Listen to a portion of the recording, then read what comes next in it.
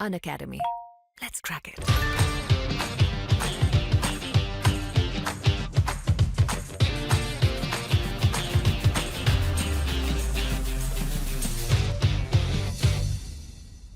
चलिए अब हम पढ़ने वाले हैं अप्रत्यक्ष कर के बारे में। इसके पहले हमने प्रत्यक्ष कर के बारे में पढ़ा और कुछ बेसिक चीज़ें जाने हैं कर के संबंध में, तो हम उसको देख लेते हैं। देखिए हमने अप्रत्यक्ष यहाँ पे जो है प्रत्यक्ष कर के संबंध में बहुत सारे टैक्स पढ़े, जैसे कि आयकर है, उपहार कर है, निगम कर है, न्यूनतम वैकल्पिक कर जिसे एमएटी बोला जाता है, और पूंजी लाभ कर।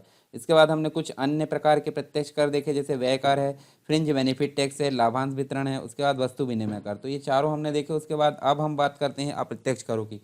तो अप्रत्यक्ष कर होता क्या है, जैसे कि मैंने बताया था आपको, यानी कि करापात मतलब जो जिस पर जो है भार आ रहा है, और मतलब जो जिस व्यक्ति पर कर लगाया जा रहा है, और कराघात यानी कि जिस पर भार आ रहा है, ये दोनों अगर अलग अलग है, मतलब ये व्यक्ति अलग है और ये व्यक्ति अलग है, तो यहाँ पे इसको हम बोलेंगे अप्रत्यक्ष कर।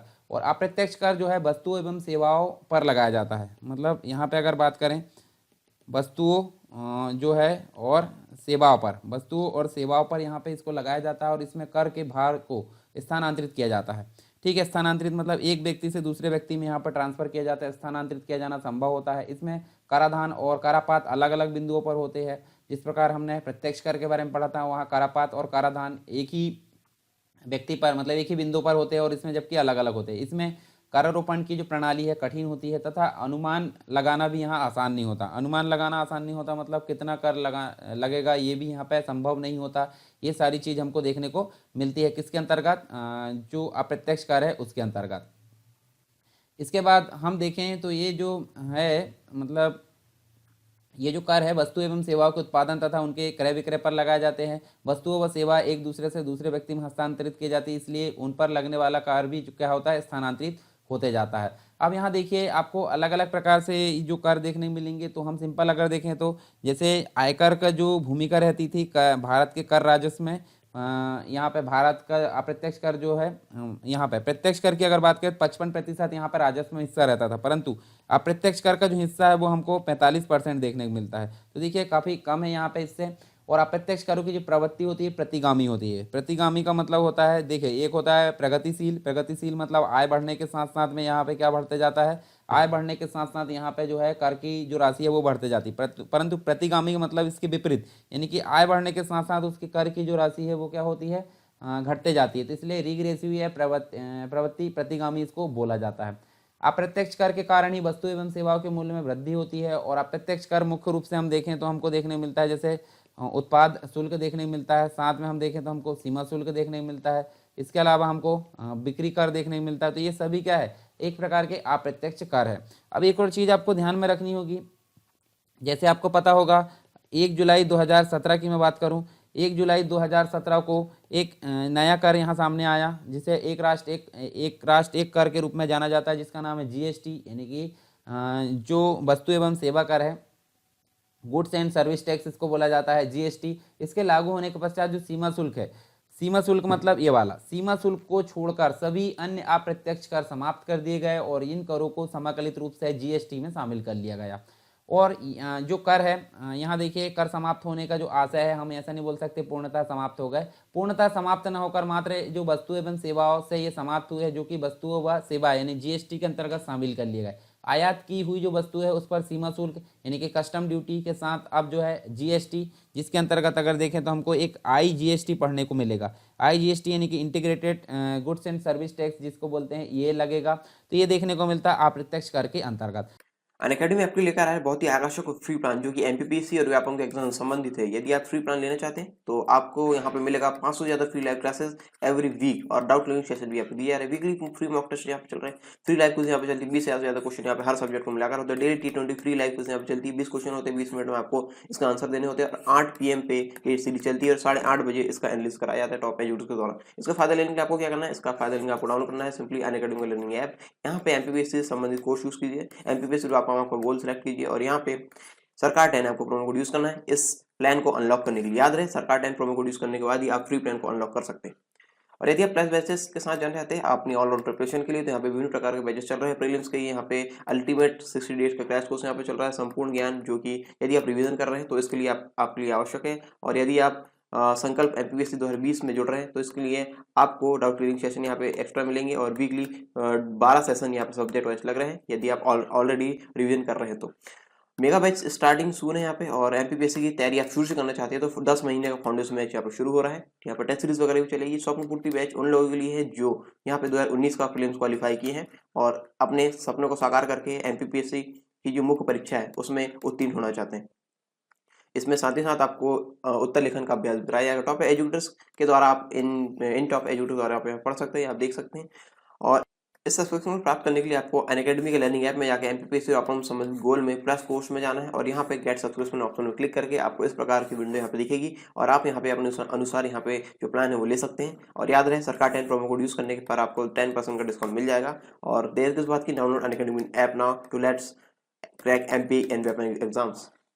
अब बात कर लेते हैं कुछ इंपॉर्टेंट अप्रत्यक्ष कर है जिनकी अगर बात करें यहाँ पे तो हमको देखने को मिलता है। पहला होता है केंद्रीय उत्पाद शुल्क। केंद्रीय उत्पाद शुल्क होता क्या है? केंद्रीय उत्पाद शुल्क का मतलब होता है सेंट्रल एक्साइज ड्यूटी। इसको क्या बोला जाता है?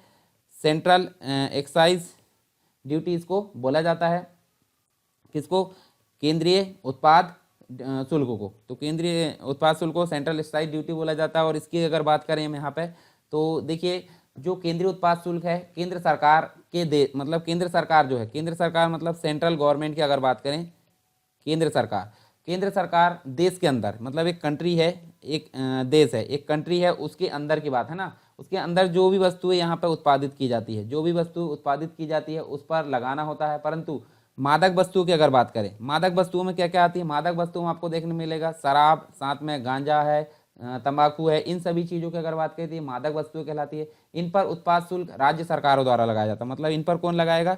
इन पर जो है राज्य सरकार लगाएगी। बाकी जो देश के अंदर जो भी उत्पादन होता है उस पर जो केंद्रीय उत्पाद शुल्क है वो लगाने का काम कौन करेगी? केंद्रीय सरकार करेगी। ठीक है। वर्तमान में वस्तु एवं सेवा कर जिसकी बात करें हम तो यहाँ पे जीएसटी देखने को मिलता है, गुड्स एंड सर्विस टैक्स। उसके लागू हो जाने से इस कर की जो संरचना है वो काफ़ी बदल चुकी है। इसके बाद नेक्स्ट जो कर है अप्रत्यक्ष कर के रूप में सेवा कर देखने को मिलता है जिसे हम बोलते हैं सर्विस टैक्स। ठीक है, सर्विस टैक्स के रूप में देखने को मिलता है जिसे सेवा कर बोला जाता है। और विभिन्न सेवाओं को प्रदान करने के बदले मतलब जैसे सेवाएं प्रदान की जाती है तो उन सेवाओं को प्रदान करने के बदले यहाँ पे लिया जाने वाला जो कर होता है वो कहलाता है सेवा कर। और यह एक प्रकार का अप्रत्यक्ष कर यानी कि इनडायरेक्ट टैक्स होता है। जो कि हम देखें तो एक समिति आई थी जिनका नाम था, समिति का नाम क्या था? चेलैया समिति। चेलैया समिति जो कि वर्ष 1991 में देखने को मिलती है। तो इसकी अनुशंसा के आधार पर वर्ष 1994 में प्रारंभ किया गया। और साथ में हम देखें तो 1 जुलाई 2017 को क्या हुआ? जीएसटी लागू हो गया। तो 1 जुलाई 2017 को जीएसटी लागू होने के बाद सेवा कर का जो है पृथक अस्तित्व समाप्त हो गया, यानी कि अलग से ये नहीं लगाया जाएगा। अब किस में अधिग्रहित कर लिया गया? अब ये जो है सेवा कर जीएसटी के अंतर्गत देखने को मिलता है। तो ये तो बात हो गई सेवा कर से संबंधित। इसके अलावा सेवाओं से संबंधित कुछ फैक्ट और देख लेते हैं। जैसे वर्तमान में नकारात्मक सूची में शामिल 17 सेवाओं के अतिरिक्त अन्य सेवाओं पर सेवा कर लागू है। और एक और चीज़ हमको देखने मिलती है 88वां जो कॉन्स्टिट्यूशन अमेंडमेंट है यानी कि संविधान संशोधन है, उसके द्वारा सेवा कर को संवैधानिक दर्जा देते हुए आर्टिकल नंबर 268 का ए एवं केंद्रीय सूची में इसको 92C के तहत इसको जोड़ा गया है। ठीक है, मतलब संवैधानिक जो है संशोधन करके इसको संवैधानिक दर्जा मिल गया है और यहाँ पे इसको जोड़ लिया गया है।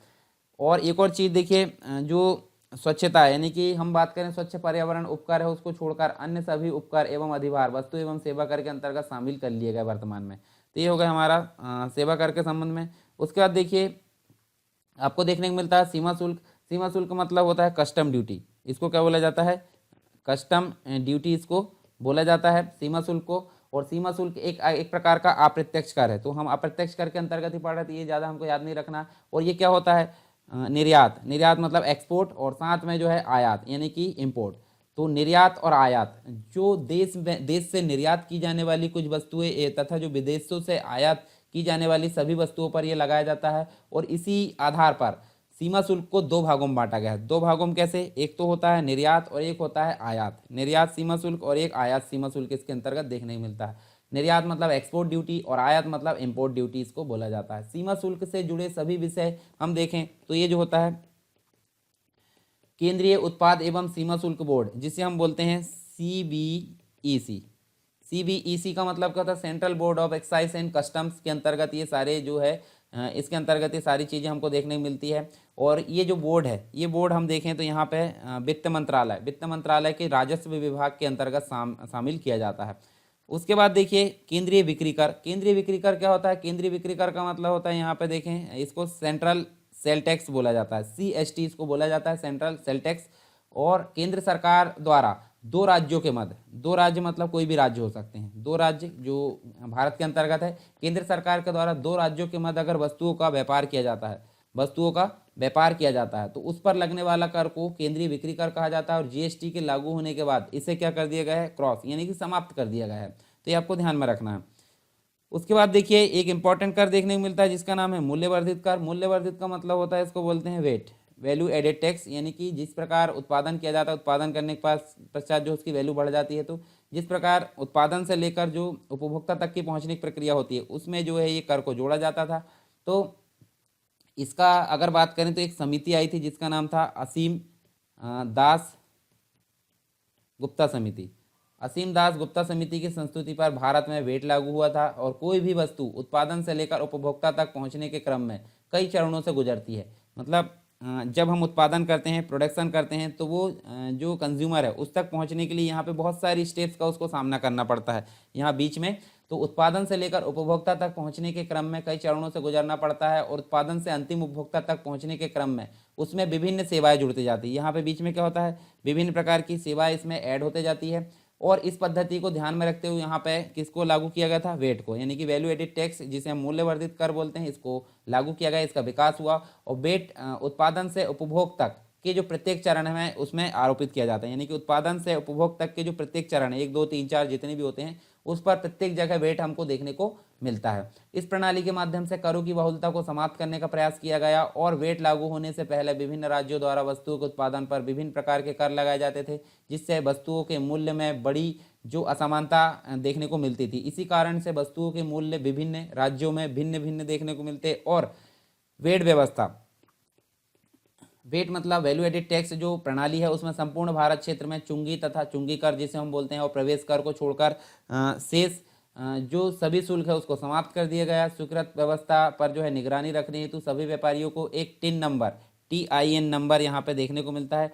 टिन नंबर दिया गया, टिन संख्या दी गई। वस्तु एवं सेवा कर लागू होने मतलब जब GST लागू हुआ, तो GST लागू होने पर जो मूल्यवर्धित कर है, यानी कि वेट है, यानी कि वैल्यू एडिड टैक्स है, इसको समाप्त कर दिया गया GST के पश्चात। और वेट प्रणाली की कुछ मुख्य विशेषताएं भी हमको देखने को मिलती है, जैसे कि भारत में वेट व्यवस्था जो है 1 अप्रैल, भारत में वेट व्यवस्था जो है 1 अप्रैल 2005 से 22 राज्यों तथा 5 केंद्र शासित प्रदेश में लागू की गई थी। इसके पश्चात 2007 में तमिलनाडु तथा पुदुचेरी में, 1 जनवरी 2008 को उत्तर प्रदेश में लागू किया गया। साथ में हम देखें तो अंडमान निकोबार द्वीप समूह, लक्षद्वीप, इन जगह हमको जो है ये जो बिक्री कर है यहाँ पे नहीं था, अतः यहाँ पे वेट भी अस्तित्व में नहीं था। वेट को लागू करने वाला प्रथम राज्य हम देखें तो हरियाणा देखने को मिला और अंतिम राज्य उत्तर प्रदेश देखने को मिला। हालांकि GST लगने के पश्चात इसको समाप्त कर दिया गया है।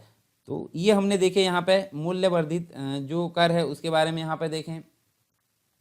इसके बाद आपको जो है एक दो चीज़ और देखने को मिलती है यहाँ पे, जिसको बोला जाता है यहाँ पे, चलो हम इसके बारे में यहाँ थोड़ी सी चीज़ बता देता हूँ।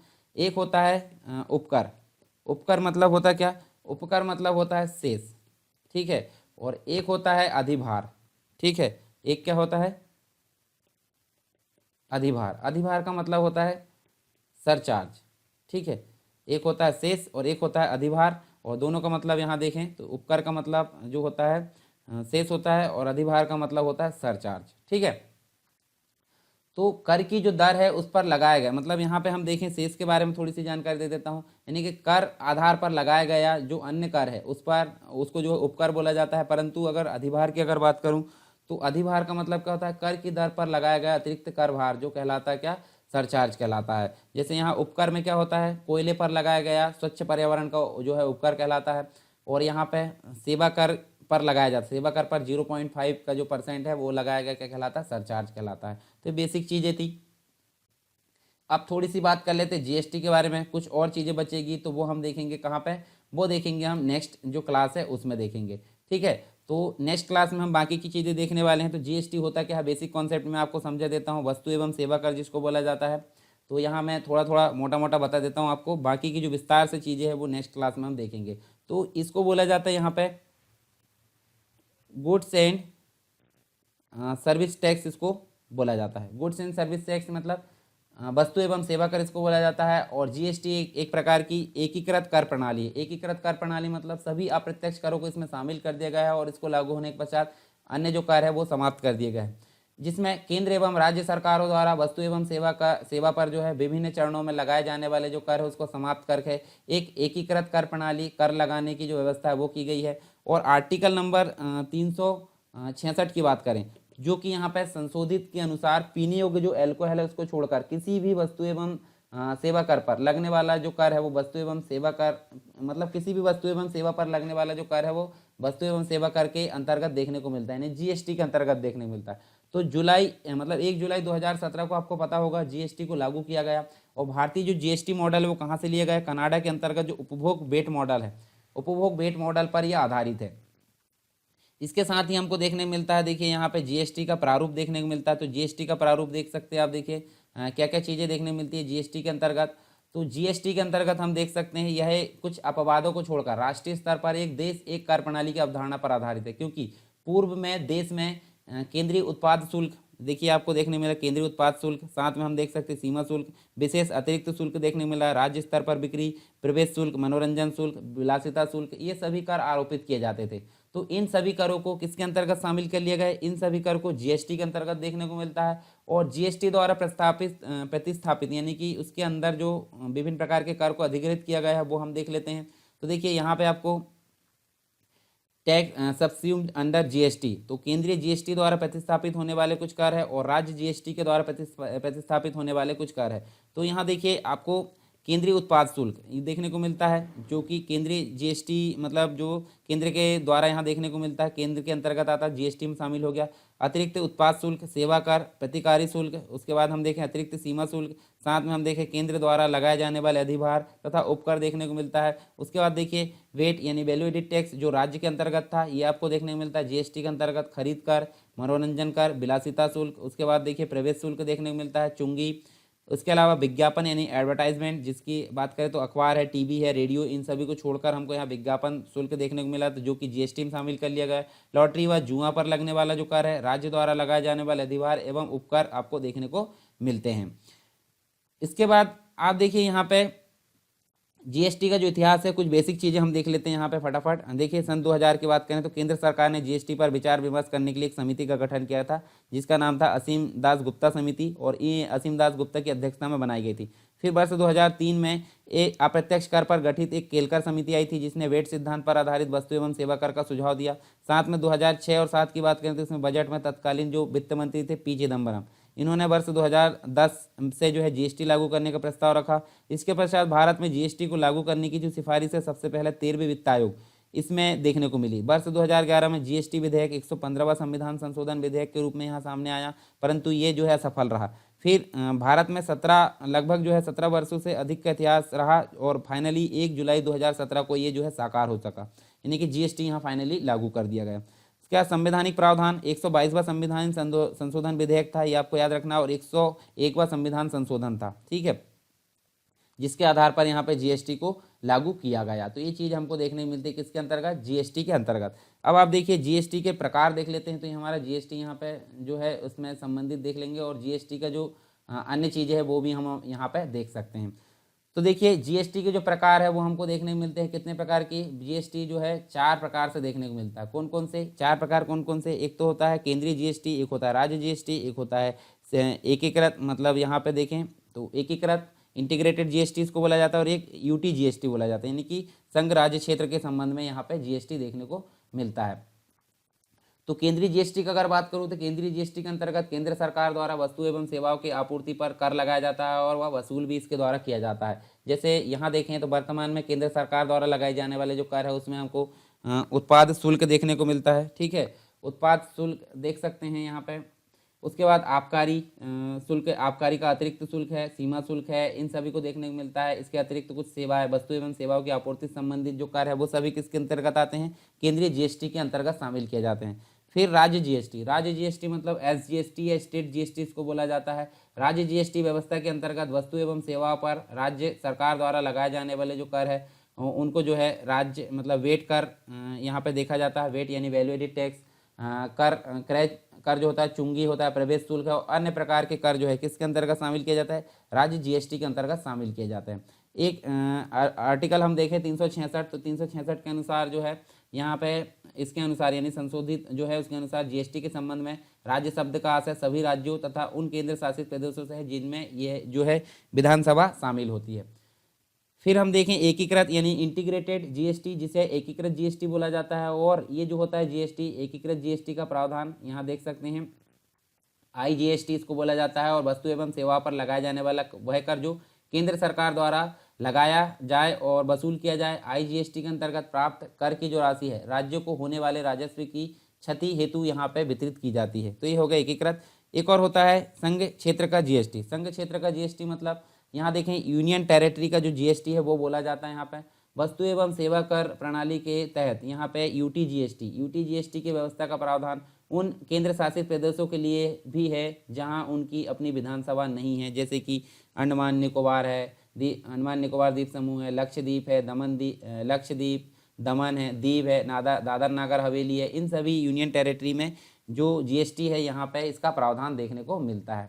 ठीक है, तो ये सारी चीज़ हमको देखने को मिली। इसके बाद आप देखिए यहाँ पे भी आप देख सकते हैं वस्तु एवं सेवा कर यानी कि जो जीएसटी है वो देखिए सेंट्रल जीएसटी, इनको आप देख सकते हैं थोड़ा सा। उसके बाद एसजीएसटी देखने को मिलेगा, आईजीएसटी और यूटी जीएसटी आपको देखने को मिलेगा। साथ में जीएसटी परिषद की जो संरचना है वो भी हम यहाँ पे देख लेते हैं। उसके बाद जो अन्य चीज़ें हैं वो यहाँ पे देखेंगे। तो जीएसटी परिषद की जो संरचना है उससे संबंधित यहाँ देखें तो इसकी संरचना में आपको देखने को मिलेगा केंद्रीय वित्त मंत्री जो पदेन अध्यक्ष होता है। जो भी वित्त मंत्री होता है वर्तमान में कौन है आपको बताना कमेंट बॉक्स में, वो ही इसके केंद्रीय मतलब जो है पदेन अध्यक्ष होंगे। सभी राज्यों के वित्त मंत्री तथा जो राज्य है उनके द्वारा नामित अन्य मंत्री यहाँ देखने को मिलते हैं सदस्य के रूप में। ठीक है, 31 अभी वर्तमान में है। राज्य के प्रतिनिधि, केंद्र सरकार के प्रतिनिधि ये देखने को मिलते हैं। यहाँ देखिए केंद्रीय जो राज्य है, केंद्रीय राज्य मंत्री, राजस्व वित्त सदस्य यहाँ देखने को मिलते हैं। और एक कोरम देखने को मिलता है 50%। ठीक है, केंद्र सरकार का जो कुल बहुमत का जो मूल्य होता है 33% देखने को मिलता है। किसी प्रस्ताव के पारित होने के लिए आवश्यक यहाँ पे 3/4 यानी 75% बहुमत होना जरूरी होता है। और सभी राज्यों का जो कुल बहुमत का मूल्य है 66% देखने को मिलता है। यानी कि देखिए 1/3 की अगर बात करें तो ये केंद्र का रहता है और 2/3 यहाँ पे किसका रहता है, राज्यों का रहता है।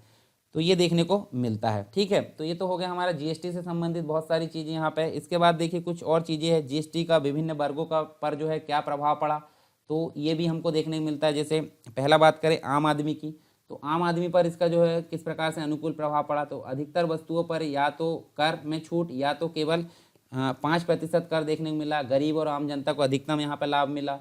गरीबों को उनका हक मिलना सुनिश्चित हो गया और देश के किसी भी हिस्से में छोटे व्यापारियों के लिए समान अवसर मिले। और व्यापार और उद्योग के लिए क्या लाभ हुआ, तो पंजीकरण, कर भुगतान, रिटर्न फाइल करने एवं कर का रिफंड प्राप्त करने के लिए समान प्रक्रिया देखने को मिली।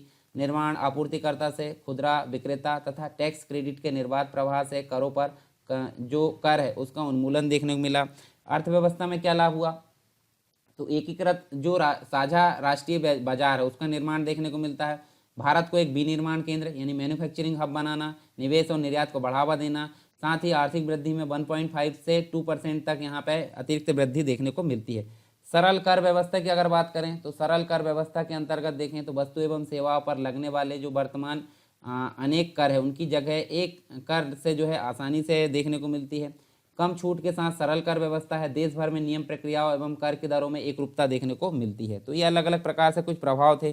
फिर जीएसटी की सीमा से बाहर रखे गए जो कुछ चीज़ें हैं, तो देखिए जीएसटी की सीमा से बाहर रखे गए जो चीज़ है शराब है, रियल इस्टेट है, 5 प्रकार के पेट्रोलियम उत्पाद, ये सभी यहाँ पे देखने को मिलते हैं।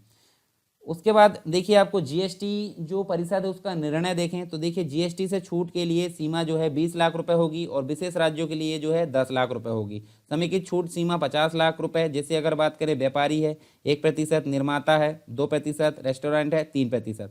और सरकारी मौजूदा क्षेत्राधिकारी छूट योजनाओं को जो है प्रतिपूर्ति योजना में बदल सकती है। कर दर की अगर बात करें तो हमको देखने को मिलता है देखिए यहाँ पे हमको देखेंगे तो देखिए यहाँ पे 5, 12, 18, 28% देखने को मिलती है।